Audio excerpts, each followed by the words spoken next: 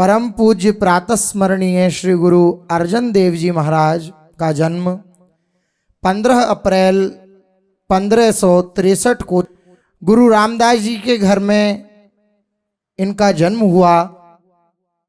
इनकी माता का नाम बीबी भानी था। वे गुरु रामदास जी के 3 पुत्रों में सबसे छोटे पुत्र थे। गुरु रामदास जी ने अपने सबसे छोटे बेटे अर्जन में भागवतिक गुणों की कल्पना की। बचपन से ही गुरु ने उन्हें नाम से ओतप्रोत और शांति में डूबा हुआ पाया। इनके जन्म के बाद से ही ऐसा लगने लगा कि अर्जन को गुरु पद मिलना तय है। एक दिन शिशु अर्जन घुटुअन चलते हुए अपने नाना गुरु अमरदास जी के दिव्य सिंहासन पर चढ़ गए और आराम से बैठ गए। यह देखकर गुरु मुस्कुराए और भविष्यवाणी की, दोहिता वाणी का बोहिता, बोहित अर्थात जहाज, मेरा दोहित्र वाणी का जहाज होगा। बड़े होते अर्जन देव जी को यह अच्छी तरह से पता था कि संगत की सेवा, गुरुओं की आज्ञा का पालन करते हुए गुरुओं के लक्ष्य को आगे तक ले जाना ही गुरु गादी का सम्मान है। फलस्वरूप इस बात को ध्यान में रखते हुए वे अत्यंत उत्साह से सेवा में लग गए। गुरु अर्जन देव जी का विवाह 19 जून 1589 को माता गंगा जी से हुआ। दोनों के एक पुत्र हुए जिनका नाम हरगोविंद साहब था, जो बाद में सिखों के 6वें गुरु हुए। गुरु अर्जन देव जी ने बड़ी मजबूती से गुरुजनों की आज्ञा का आधार स्थापित किया। जैसा कि उनके पूर्ववर्तियों गुरु नानक देव जी ने गुरु रामदास जी के माध्यम से आदेश दिया था, उन्होंने उस स्थान को पूरा करने का कार्य संभाला जहां उनके पिता ने अमृत का एक पवित्र तालाब बनाया था। मैं ना तो हिंदू हूं ना ही मुस्लिम हूं, इस सच्ची भावना में गुरु अर्जन देव जी ने लाहौर के एक मुस्लिम संत मियां मीर को हरमंदिर, वर्तमान स्वर्ण मंदिर की नींव की आधारशिला रखने के लिए आमंत्रित किया। इमारत के चारों तरफ के दरवाजे चारों जातियों और हर धर्म को स्वीकार करने का संकेत देते। मंडली के अनुरोध के विपरीत हरमंदिर साहब का फर्श आसपास के क्षेत्र से निचला रखा गया। जैसे पानी नीचे की ओर बहता है, वैसे भगवान के आशीर्वाद के चाहने वाले भी नीचे की ओर बहते हैं। भगवान के घर के साथ साथ अमृत शहर का अपनी सारी श्रद्धा, सुविधाओं और उल्लास के साथ अस्तित्व में आया दिव्य स्वर्ण मंदिर बनकर तैयार हुआ। 5वें गुरु के गुरुत्व के दौरान बाबा नानक के घर ने गुरु अर्जुन देव के प्रकाशमान और मार्गदर्शक प्रकाश में भारी लोकप्रियता हासिल करना प्रारंभ कर दिया। ऐसा दुखद समय जब मुगल जनता पर बर्बरतापूर्ण कार्रवाई कर रहे थे, उस विपरीत समय में गुरु अर्जन देव जी के शांति और सद्भाव के संदेश ने लोकप्रिय आबादी को प्रभावित किया। हिंदू और मुस्लिम दोनों ही आबादी समान तीव्रता से गुरु के घर पर उन्हें नमन करने के लिए उमड़ पड़े। सिखों के 5वें गुरु गुरु अर्जन देव जी ईश्वरीय भक्ति, निस्वार्थ सेवा और सार्वभौमिक प्रेम के अद्भुत खजाने थे।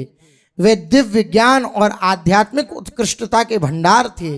उन्होंने समाज के कल्याण में महत्वपूर्ण योगदान दिया। वे जिन सिद्धांतों पर विश्वास करते थे उनके लिए दृढ़ता से खड़े रहे, अपने जीवन को झोंक दिया और मानव जाति के इतिहास में एक अद्वितीय स्थान की प्राप्ति की। रूढ़िवादी मुसलमानों को निराशा हुई गुरु अर्जुन देव जी की लोकप्रियता से और उनके प्रति उनकी नफरत बढ़ गई। परम पूज्य हृदयाराध्य श्री गुरु अर्जन देव जी महाराज, ये ऐसे महापुरुष हैं जिनका आगे चरित्र गान करने की हृदय में बड़ा उल्लास है, पर हृदय द्रवित भी है। नाम के प्रति, धर्म के प्रति, इष्ट के प्रति इतना बड़ा बलिहार हो जाना, ये महागुरुओं की ही सामर्थ्य है और किसी और की सामर्थ्य नहीं है। संसार को माया ठगती है, लेकिन भजन करने वालों ने माया को ठग लिया। पूज्य श्री अर्जुन देव जी की ही वाणी जाकी राम नाम लव लागी, सज्जन सुहृद सुहेला सहजे, सो कहिए बड़ भागी, जाकी राम नाम लव लागी। रहित विकार अलिप मायाते, अहम बुद्धि बिखु त्यागी, दरस प्यास आस कही की, टेक ही प्रिय पागी, जाकी राम नाम लव लागी। अंचित सोई जागन उठी बैसनु, अंचित हसत बैरागी, कहु नानक जिन जगत ठगाना, सो माया हरिजन ठागी। आहा, श्री परम पूज्य गुरु अर्जन देव जी की वाणी कह रहे हैं, जिसके हृदय में नाम की लव लग गई, भगवान नाम की लव लग गई, हे सज्जन, हे सुहृद, हे बंधुजन, वही बड़ भागी है जिसके हृदय में नाम की लव लग गई। समस्त विकारों से रहित हो जाता है जिसके हृदय में नाम की निरंतर आवृत्ति चलती है। माया का प्रभाव क्या होता है? जीव को देहाभिमान में फंसाकर नष्ट कर देती है। रहित विकार अलिप मायाते, अलिप माया स्पर्श भी नहीं कर सकती जो नाम जापक है। रहित विकार अलिप मायाते, अहम बुद्धि विश्व त्यागी, माने विष, अहंकार देहाभिमान रूपी विष का त्याग हो जाता है। ये माया तनिक भी विकार नहीं पैदा कर सकती जो नाम जापक भगवान का जन है। क्यों? उसके अंदर एक प्यास जग जाती है। दरस पियास आस एक कही की, टेक ही प्रिय पागी। अपने प्रीतम के दर्शन की एक आशा इस समस्त दुराशाओं का नाश कर देती है, समस्त विषयों की आशाओं का नाश कर देती है। अब वो उठते बैठते चलते फिरते, कभी हंसता है, कभी गाता है, कभी रोता है, हर समय अपने प्रीतम के चिंतन में। तो गुरु अर्जुन देव जी महाराज कह रहे, कहु नानक जिन जगत ठगाना, सो माया हरिजन ठागी। जो माया पूरे जगत को ठगती है, भगवान के भक्तों ने उसे ठग लिया।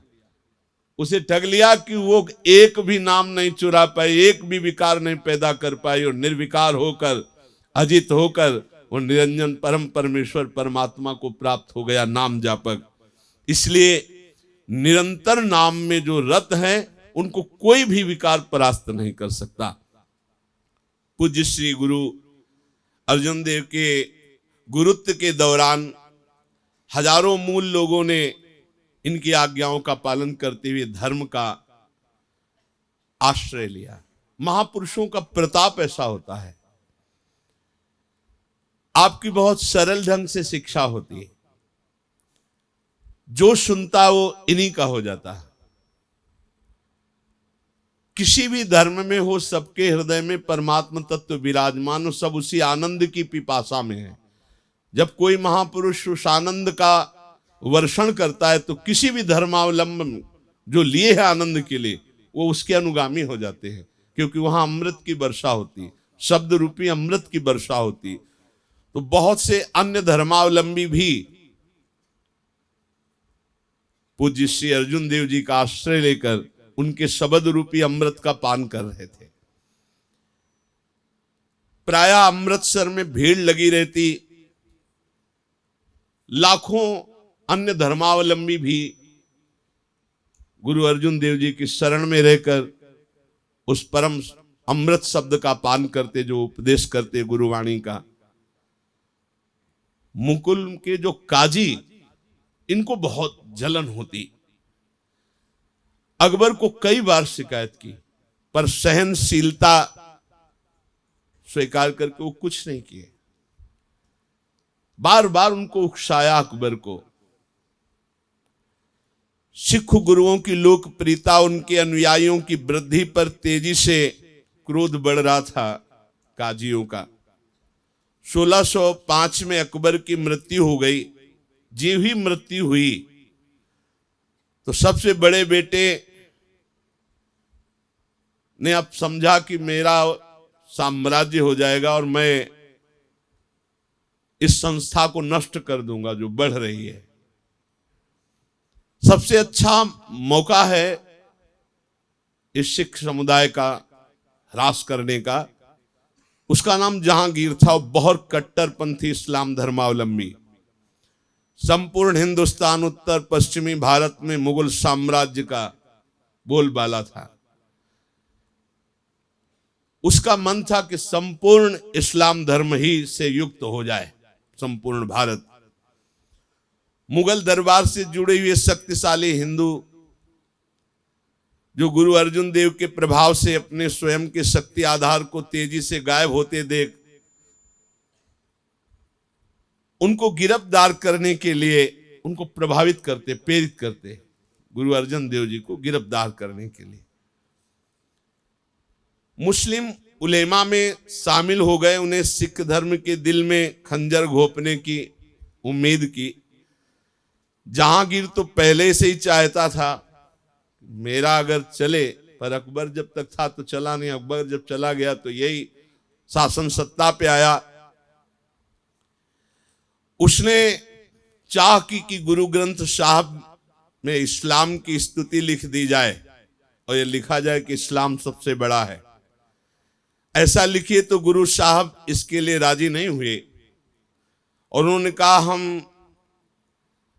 कर्मों को उत्तम मानते हैं, धर्म को नहीं।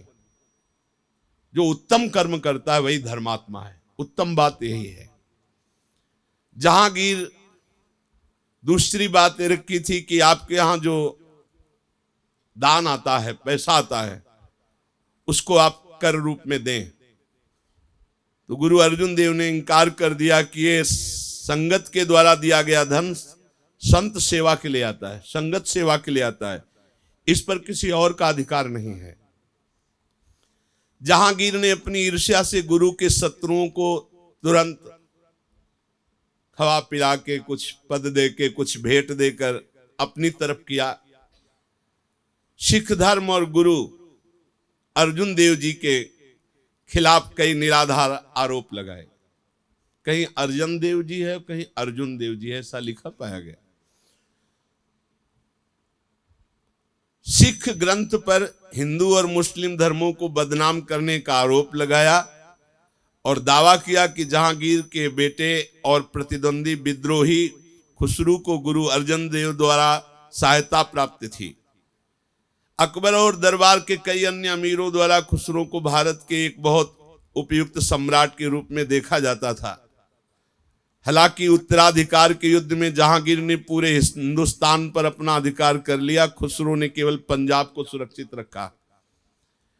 एक था दीवान चंदू शाह जो गुरु अर्जुन देव जी के पुत्र हरगोविंद जी से अपनी पुत्री का विवाह करना चाहता था, लेकिन संगत ने मना कर दिया।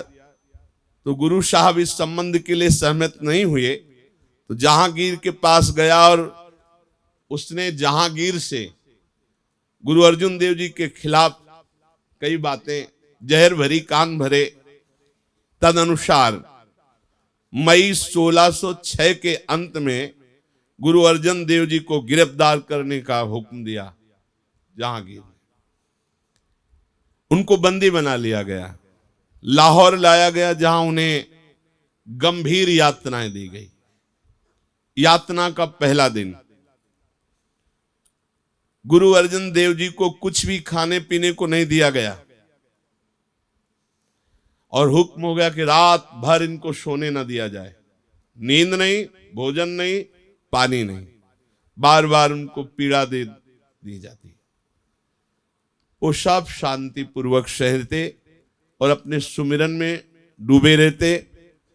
ओठों से बार बार वाहे गुरु वाहे गुरु वाहे गुरु और गुरुबाणी के शब्द गाते। यातना का दूसरा दिन गुरु अर्जुन देव जी को एक बड़े तांबे के कड़ाह में बिठाया गया और उसमें पानी भरा गया।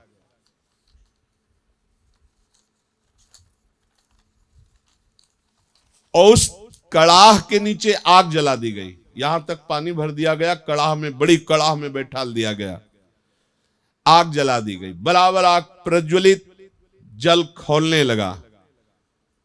गुरु अर्जुन देव जी का शरीर जल रहा है पानी की खौलन के साथ, लेकिन वो शांत बैठे हैं।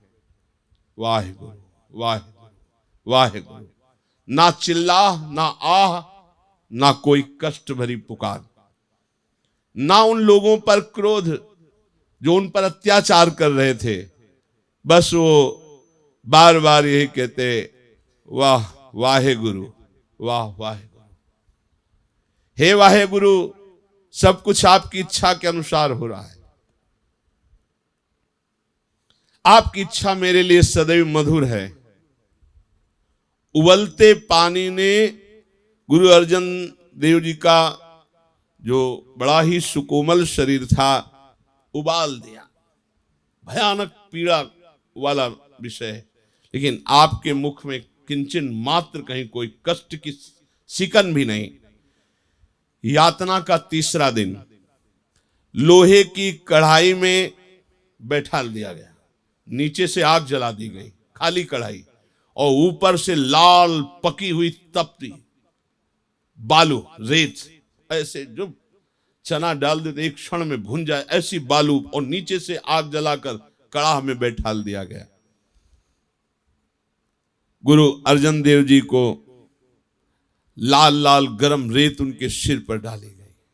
नीचे से मांस जल रहा है, ऊपर से रेत डाली जा रही। पानी में उबालना, रेत ये कितना सब। यहां तक कि जो आग झोंक रहे थे, जो रेत डाल रहे थे, वो पसीना पसीना, वो परेशान थे। लेकिन गुरुदेव अर्जुन देव जी शांत मुद्रा में। क्या असीम सामर्थ्य प्रभु की।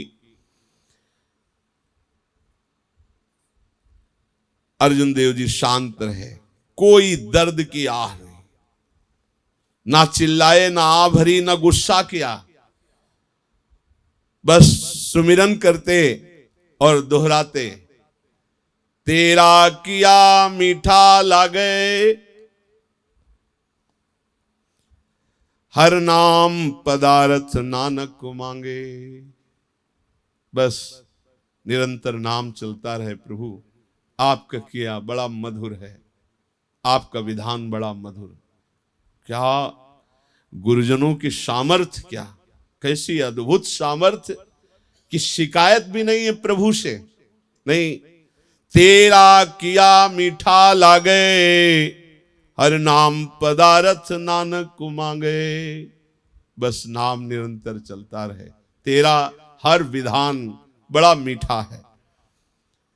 वह स्थान जहां गुरु अर्जन देव जी की गरम लोहे की प्लेट पर बैठाला गया था, ऐसे भयानक कष्ट को देखकर उनके एक मित्र फकीर, जिनको मियां मीर कहते थे, ये बड़े पहुंचे हुए संत थे, वो वहां प्रकट हुए।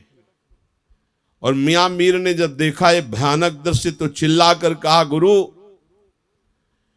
आप पर ढाए गए इन भयावह यातनाओं को देख करके अब मुझे सहन नहीं होता, मुझे आज्ञा कीजिए, अनुमति दीजिए, मैं इन अत्याचारियों को अपने शक्ति से ध्वंस करता हूं।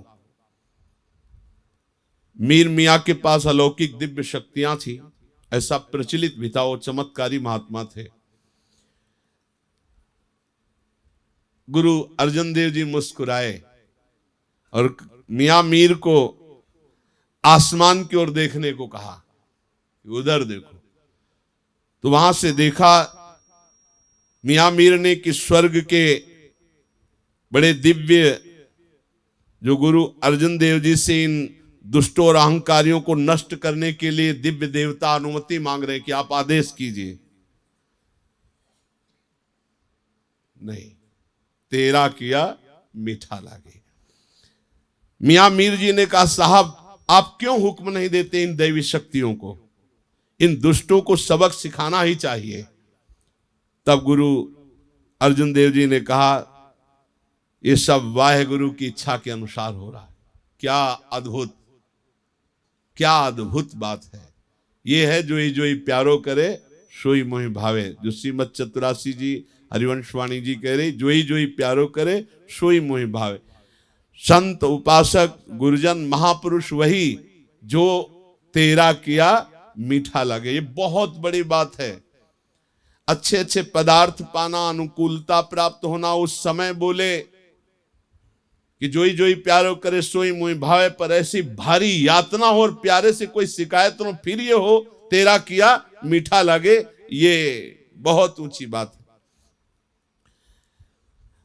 जो लोग सत्य के लिए खड़े हैं उन्हें मैं उपदेश देना चाहता हूं कि उनको कष्ट सहना पड़ेगा। कष्ट के सहने से सत्य को ताकत मिलती है। जाओ भाई, मीर मियां से कहा बस मेरे लिए प्रार्थना करो तो यही करो कि मैं सत्य को कभी न छोड़ूं। मेरी सफलता के लिए प्रार्थना करो कि मैं सत्य में विजय को प्राप्त करूं। मियां मीर ने पूछा, जब तुम्हारे पास महाशक्तियां हैं तो इन दुष्ट पापियों के हाथ क्यों निर्बल की तरह कष्ट पा रहे हो, इनको दंड क्यों नहीं देते हो? गुरुदेव ने उत्तर दिया, मैं सच्चे नाम के शिक्षकों के लिए एक उदाहरण स्थापित करने के लिए सारी यातना सह रहा हूं, ताकि वे भयानक दुख में धैर्य न खोए, कभी वो भगवान के खिलाफ न हो। विश्वास की सच्ची परीक्षा, उपासना की सच्ची परीक्षा दुख की घड़ियों में होती है। उदाहरण के बिना मार्गदर्शन कैसे संभव हो सकता है? सामान्य लोगों का मन जहां पीड़ा पड़ी तहां कांप उठता है और छोड़ देता है भक्ति, भगवत मार्ग, अपनी निष्ठा। नहीं, ऐसे में धैर्य पूर्वक अपने धर्म, अपनी निष्ठा, अपने नाम, अपने सत्य को स्वीकार करना चाहिए। ये सुनकर मियां मीर गुरु के धैर्य की सराहना करते हुए, उनकी प्रशंसा करते हुए चले गए। यातना का चौथा दिन, चौथे दिन गुरु को लोहे की फिर प्लेट पर बैठाया गया। नीचे से फिर वही आग और वही लाल शरीर पर बार बार रेत गर्म करके डाली गई। गुरु अर्जन देव जी शांत बैठे रहे, बिना चिल्लाए, बिना आ भरे। पूरा शरीर जला हुआ, फफूला, भारी कष्ट, कोई दर्द नहीं उनके चेहरे पर। बलिहार है ऐसे महापुरुषों को। वो अपने मन को बस एकमात्र सत्य परमात्मा में, वाहे गुरु में केंद्रित किए हुए थे। गुरु वाणी के शब्द गाए जा रहे थे और वाहे गुरु की इच्छा को मधुरता से स्वीकार कर रहे थे। यातना का पांचवा दिन, पांचवें दिन सोचा कि गुरु को ताजी गाय की खाल में, क्योंकि धर्म से पूज्य माना गया है, तो जब उसकी वहां दम निकलेगी गाय के खाल के अंदर, वो बड़ी विरुद्ध सोच कि वहीं दम घुट जाए और वो पधार जाए। तो उनसे पूछा गया कि तुम्हारी अंतिम इच्छा क्या है? पांचवें दिन की यात्रा में सोचा गया था गाय की नई बध करके गाय की नई खाल में उनको सिल दिया जाए, अंदर पैक कर दिया जाए, दम घुटकर उनके प्राण निकल जाएं। ऐसा पूछा, तुम्हारी अंतिम इच्छा क्या है? उन्होंने कहा कि एक बार रावी नदी में स्नान करने के लिए आदेश दे दिया जाए। रावी नदी में स्नान करने के लिए कहा, जो लाहौर शहर की दीवारों के साथ बहती थी। उन आताताइयों को सोचकर खुशी हुई कि जिस समय ठंडे पानी में शरीर ये गर्म, तो भारी फफूला, भारी इनको दुख होगा। अच्छा है, अंतिम इच्छा अच्छी है। इसलिए उन्होंने अनुमति दे दी। भारी सैनिकों की सुरक्षा के बीच गुरु अर्जन देव जी को रावी नदी में स्नान करने के लिए, जे भी अनुयायी शिष्यों ने देखा, भीड़ लग गई। गुरु अर्जन देव जी भी समस्त शिष्य परिकर को देखकर सांत्वना देते हुए बड़ी गंभीरता पूर्वक कहा, मेरे ईश्वर की यही इच्छा है, ईश्वरी इच्छा के प्रति समर्पण करो, हिलो मत, सभी संकटों के खिलाफ शांत खड़े रहो। सबने देखा गुरु अर्जुन देव जी डुबकी लगाने के लिए रावी नदी में, बड़ी भीड़ आसपास, सब सैनिकों की भी और निज जनों की भी। जे ही डुबकी लगाने को हुए तो एक दिव्य प्रकाश ऐसा प्रकाश अंतर ध्यान हुआ, न शरीर मिला न गुरु अर्जन देव जी मिले। सब शिष्य गुरु की जय हो, आप अद्भुत शहीद हैं, महानतम हैं, आप सबसे महान हैं। अंतर ध्यान, सशरीर अंतर ध्यान, न शरीर मिला न गुरु अर्जन देव जी। अंतर, एक तेज प्रकट हुआ और वो अंतर ध्यान हो गए। यद्यपि सामर्थ्य इतनी थी कि तख्त पलट देते, उसी समय नष्ट कर देते, पर ये दिखाया कि नाम प्रेमी, ईश्वर प्रेमी, कह रहे ना, तेरा किया मीठा लगे, वाहे गुरु का किया सब मधुर है। कैसा गुरु अर्जन देव जी ने शहादत का बीज बोया जो सिखों की विरासत बन गया। इस प्रकार गुरु अर्जन देव जी ने जेठ सुदी 4 संवत 1663 अर्थात 16 मई 1606 को शहादत स्वीकार कर ली। गुरु अर्जन देव जी की शहादत ने सिख धर्म के पूरे चरित्र को निष्क्रिय लोगों से साहसी संत सैनिकों में बदल दिया। कुछ ऐतिहासिक स्रोतों के अनुसार ये कहा जाता है कि गुरु अर्जन देव जी की 6 दिनों की यातना दीवान चंदू शाह के आवास पर हुई थी। तदनुसार 1606 से हर साल 16 जून को सिख 5वें गुरु और पहले सिख शहीद गुरु अर्जन देव जी की शहादत का जश्न मनाते हैं। गुरु अर्जन देव की गिरफ्तारी, यातना और शहादत से पहले सिखों का हथियारों या हिंसा से कोई लेना देना नहीं था, क्योंकि सभी सिख गुरुओं ने करुणा, प्रेम, समर्पण, कड़ी मेहनत, एक ईश्वर की पूजा और इसी का संदेश दिया। दुनिया के सभी लोगों के लिए शांति और सद्भाव के प्रति प्रतिबद्धता। गुरु श्री अर्जुन देव जी की वाणी, गावहु राम के गुण गीता, नाम जपत परम सुख पइये, आवागमन मिटे मेरे मीता। गावहु राम के गुण गीत। हे भाई, राम के गुणों का गायन करो। जितना नाम जप करोगे परम सुख पाओगे, संसार चक्र के आवागमन से तुम मुक्त हो जाओगे, मिट जाएगा तुम्हारा जन्म मरण। गुण गावत होवत परगासु, चरण कमल मही होई निवासु। जब तुम प्रभु के गुण गाओगे, नाम जप करोगे, नाम गुण कीर्तन करोगे, तो प्रभु के चरणों में ही तुम्हारा निवास होगा। गुण गावत होवत परगासु, वो चरणारविंद तुम्हारे हृदय में ही प्रकट हो जाएंगे। चरण कमल मही होई निवासु, सतसंगति मई होई उधारू, नानक भवजल उतरसी पारू। सत्संग से ही उद्धार होगा, साधु संग से उद्धार होगा। गुरु अर्जुन देव जी कह रहे, भवजल से वही उतर पाता है जिसे सत्संगति प्राप्त होती है। बड़ भागी ते जन जग माही, सदा सदा हरि के गुण गाही। वही बड़भागी संसार में जो सदा हरि के गुणों का गायन करता है। राम नाम जो करहि विचार, से धनवंत गनी संसार। इस संसार में सबसे बड़ा धनी वही है जो निरंतर नाम जप करता रहता है। मन तन मुख बोलई हरि मुखी, सदा सदा जानहु ते सुखी। जो मन से, तन से और मुख से सदैव भगवत आचरण, भगवत लीला गायन, भगवत सेवा करते हैं, सदा सदा जानहु ते सुखी, वही संसार में सुखी है। एको एक पहचाने, इत उत की हो सोझी जाने। नाम संग जिसका मनु मानियो, नानक तिन्हि निरंजन जानी। जो एक भगवत प्रेमी महात्मा का संग मिल जाए तो एक शब्द एक नाम को पहचान जाए, जो उसको पहचान जाए वही समझदार है। जो नाम का संगी है, जिसका मन नाम में लगा हुआ है, वही निरंजन मायातीत परमेश्वर को प्राप्त होता है। इसलिए हरि हरि नाम जो जन जपे, सो आईया परवाणु। जिस जन के बलिहारण जिन भजिया प्रभु निर्वाणु। सतगुरु पूरे सेविये दुखा का होई नाश।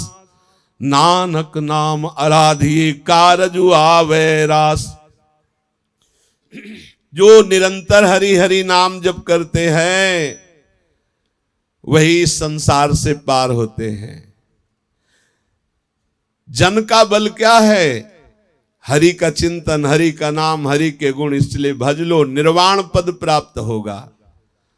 पूरे सदगुरु का सेवन करो, दुख का नाश हो जाएगा। नाम का आराधन करो, यही तुम्हें सुख पहुंचाएगा। सोरठ सोरस पीजिए, कबौ न फीका होए। नानक राम नाम गुण गाई, दरगह निर्मल होई। सोरठ यही रटो, यही रस पियो, खूब नाम जप करो, सत्संगत करो। इसी से समस्त सुख प्राप्त हो जाएंगे। ऐसा स्वाद है, ये कभी फीका नहीं होता। हृदय सदैव ऐसे रस में मत रहता है कि दैहिक दैविक भौतिक कोई भी ताप विचलित नहीं कर सकता जो नाम का रस पीते हैं। फूटा अंडा भरम का, मनई भया परगासु। काटी बेड़ी पगहते, गुर कीता बंदी खलासु।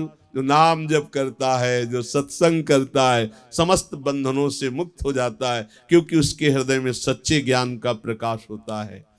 बड़ी अपार श्रद्धा इन महापुरुषों के चरणों में है, जिन्होंने अपने शरीर के भयानक कष्टों को भी कुछ नहीं समझा। धर्म के आगे, नाम के आगे, वाहेगुरु के आगे कुछ नहीं समझा। शरीर को भारी यातना दी गई, पर अपने धर्म में स्थित रहे। हम सबको शिक्षा मिलती है कि इष्ट के प्रति प्रेम, धर्म के प्रति समर्पण कैसा होना चाहिए, ये गुरुजन आचरण करके सिखाते हैं। हम परम पूज्य प्रातः स्मरणीय श्री पंचम गुरु अर्जुन देव जी के चरणों में कोटि कोटि वंदना करके यही याचना करते हैं कि इष्ट के नाम में और इष्ट के चरणारविंद में और इष्ट के प्रति धर्म में ऐसी किंचन मात्र थोड़ी भी निष्ठा हम सबके अंदर जागृत हो जाए तो हम भव समुद्र से पार हो जाएं। गुरुजन हमें ऐसी सामर्थ्य दे कि भारी से भारी कष्ट में भी हम अपने धर्म से कभी विचलित न हो। परम पूज्य प्रातः स्मरणीय श्री गुरु अर्जुन देव जी की जय जय। श्री राधे श्याम।